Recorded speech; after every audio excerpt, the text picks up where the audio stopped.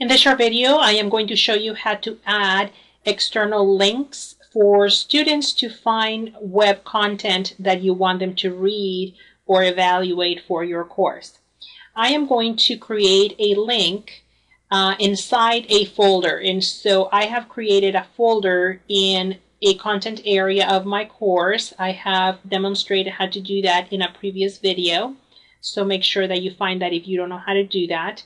I am going to click on the title of that folder to open it and then create the link. Now remember that for you to be able to build elements in your course, your edit mode has to be on. It is on the upper right corner of the page. Once it is on, then you will have all the buttons available to add content to the course.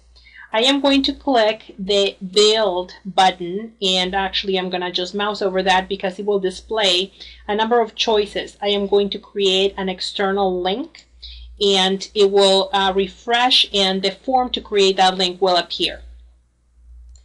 You will type the name of that link on the space provided, and then you're going to provide the URL or the address where that resource is located. What I suggest you do is to open that actual page in another tab of your browser, and when you get to it, then you want to copy that link directly from the browser. And the reason is because if you had to type this very long address, then you would actually run the risk of mistyping and then having the link not go to the correct location. So I just highlighted that. I am going to right click and say copy, and once I do that, then I can go back to my page in the other tab, and then I can just paste that into the correct area. You then can provide a brief description of what you want students to know about this resource. That is optional. You can also choose to embed a document by browsing for it. That is also optional. Then you have some options to choose. Do you want this viewable right away? I always click yes, and if I need to restrict when the link is going to be available for the students, I actually choose date restrictions. When it's going to appear, when it needs to disappear, if if that is something you need.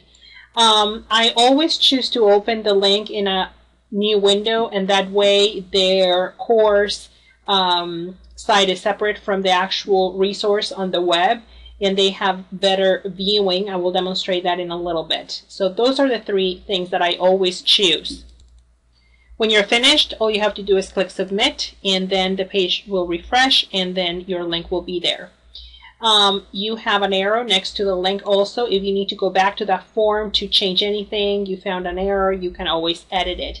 But what is very important is to always double check your work to make sure that it is going to work for the students. And so what I will do now is I will click on that link. And as you can see, the page opens in a totally new window, and their course is still intact in the background, and they can just scroll through it, and then they can print it if they want to very easily. In the next video, I will show you how to add other items to your course, but I hope that this was an easy video to follow.